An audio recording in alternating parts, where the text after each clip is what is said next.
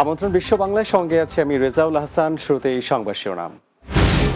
ফেব্রুয়ারি মাসের প্রথম 15 দিনে বিদেশি আয় এসেছে 16,140 কোটি টাকা। বৈধ পথে রেমিটেন্স পাঠানোর আহ্বান কমিউনিটি নেতাদের। মানব পাচারকারীদের গ্রেফতারের দাবিতে আমরণ অনশন ভুক্তভোগী 24 পরিবারের, দ্রুত বিচার দাবি।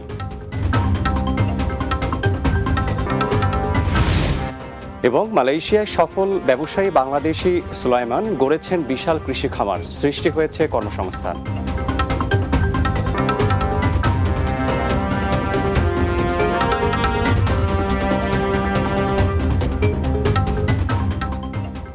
শুনছিলেন শিরোনাম, এবারে বিস্তারিত। ফেব্রুয়ারি মাসের প্রথম 15 দিনে বৈধ পথে 131,23,30,000 মার্কিন ডলার রেমিটেন্স পাঠিয়েছে প্রবাসীরা দেশীয় মুদ্রায়, যার পরিমাণ 16,140 কোটি টাকা। দৈনিক গড়ে রেমিটেন্স এসেছে 8,74,00,000 বা 1,076 কোটি টাকা। রোববার কেন্দ্রীয় ব্যাংকের প্রকাশিত হালনাগাদ প্রতিবেদন থেকে এ তথ্য জানা গেছে। কেন্দ্রীয় ব্যাংকের তথ্য পর্যালোচনা করে দেখা গেছে রাষ্ট্রায়ত্ত ব্যাংকগুলোর মাধ্যমে এসেছে 46,65,50,000 ডলার। বিশেষায়িত একটি ব্যাংকের মাধ্যমে এসেছে 8,87,90,000 মার্কিন ডলার। বেসরকারি ব্যাংকগুলোর মাধ্যমে এসেছে 75,39,00,000 ডলার এবং বিদেশি ব্যাংকগুলোর মাধ্যমে এসেছে 30 লাখ মার্কিন ডলার রেমিটেন্স। 2024-25 অর্থ বছরের জুলাই থেকে ফেব্রুয়ারির 15 তারিখ পর্যন্ত দেশে 1,727,40,00,000 মার্কিন ডলার রেমিটেন্স এসেছে।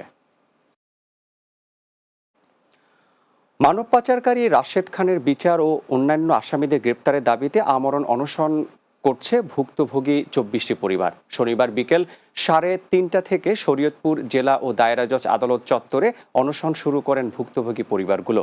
শরীয়তপুর কোর্ট, পুলিশ ও ভুক্তভোগী পরিবারগুলো জানায়, মানব পাচারকারী রাশেদ খান ও কামরুজ্জামান টুন্নু খান সহ একটি দালাল চক্র ইতালি নেওয়ার উদ্দেশ্যে প্রত্যেক পরিবার থেকে 12 থেকে 20 লাখ টাকা নেয়, কিন্তু চুক্তি অনুযায়ী নিখোঁজ 24 যুবককে ইতালি না নিয়ে লিবিয়া নির্যাতন করে উল্টো মুক্তিপণ আদায় করে। এই ঘটনার পর লিবিয়া থেকে গত বছরের 22 মার্চ থেকে নিখোঁজ হয়ে যায় 24 জন যুবক। এরপর মানব পাচারকারী রাশেদ খান ও টুন্নু খান ভুক্তভোগী পরিবারগুলোর বিরুদ্ধে বিভিন্ন মিথ্যা মামলা দিয়ে হয়রানি করে।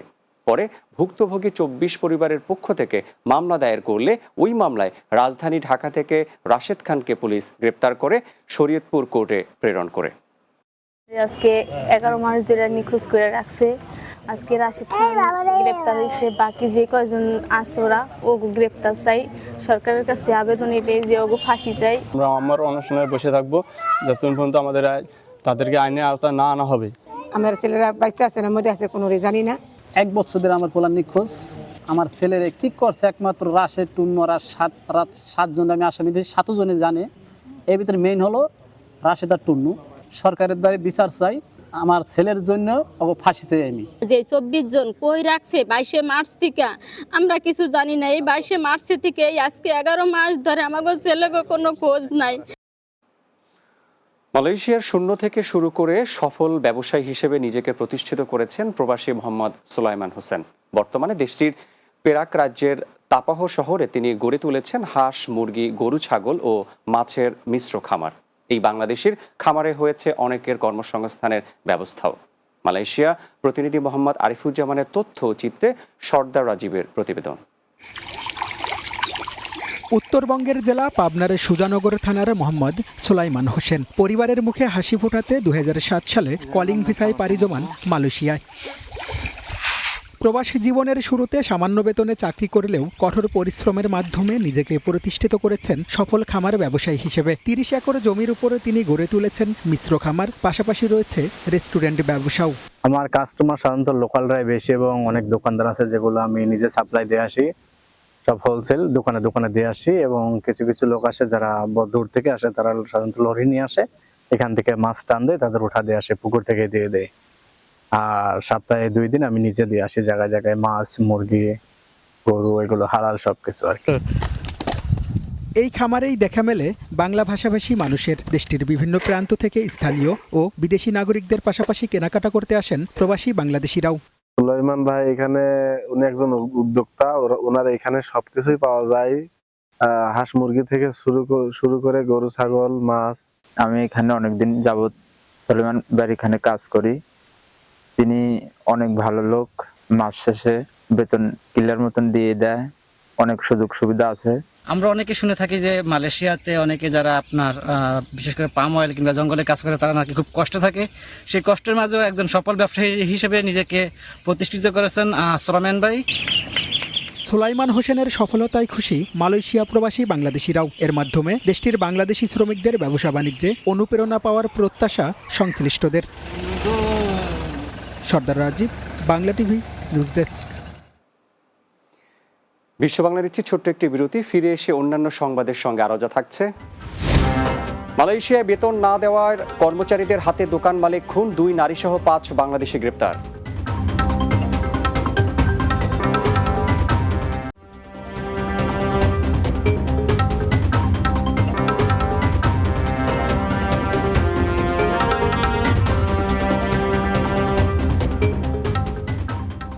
বিরতির পর স্বাগত বিশ্ব বাংলায় আরও একবার।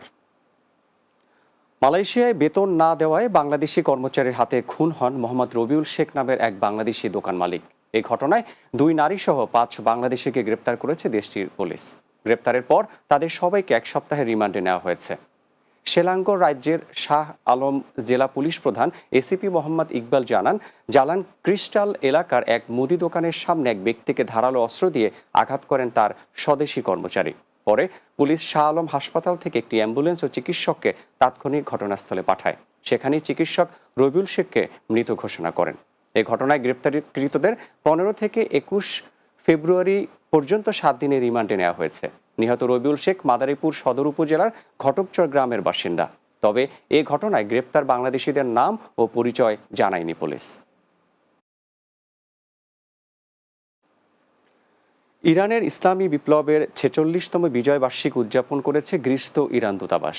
এতে বাংলাদেশের রাষ্ট্রদূত সহ বিভিন্ন দেশের রাষ্ট্রদূত অংশ নেন। গ্রিস প্রতিনিধি জাকির হোসেন চৌধুরী জানান, গ্রিসে নিযুক্ত ইরানের রাষ্ট্রদূত ইসলামী বিপ্লবের 46তম বার্ষিকীতে সমগ্র ইরানবাসী এবং বিশ্বের সকল মুসলিমদের নেতৃত্বকে অভিনন্দন জানান।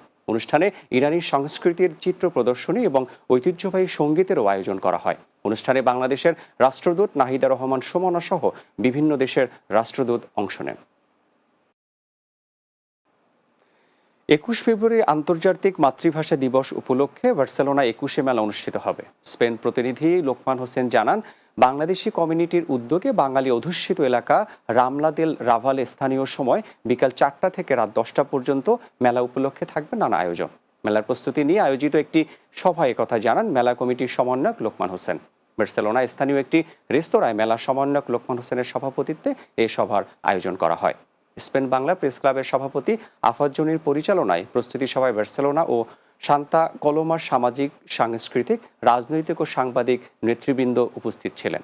আয়োজকরা জানান, 21 ফেব্রুয়ারি বিকাল 4টায় বর্ণমালার র্যালি অনুষ্ঠিত হবে।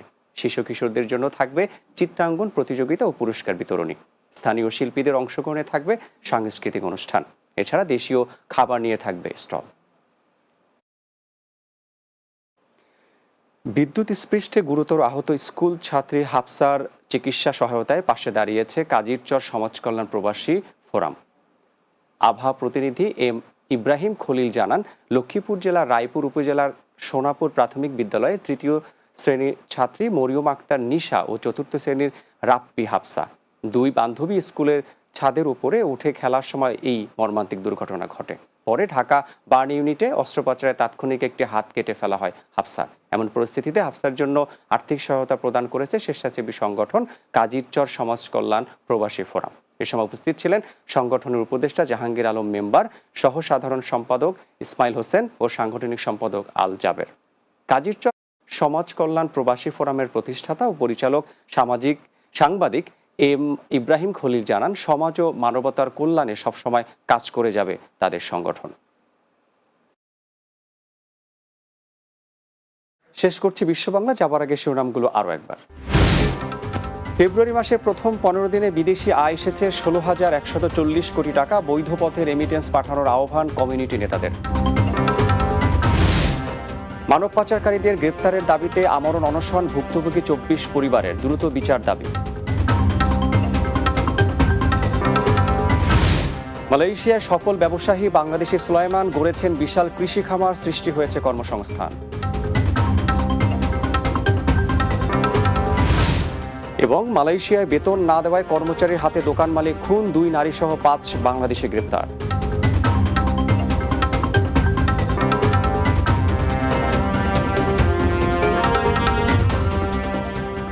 এই ছিল বিশ্ব বাংলায়, সঙ্গে থাকার জন্য ধন্যবাদ সবাইকে।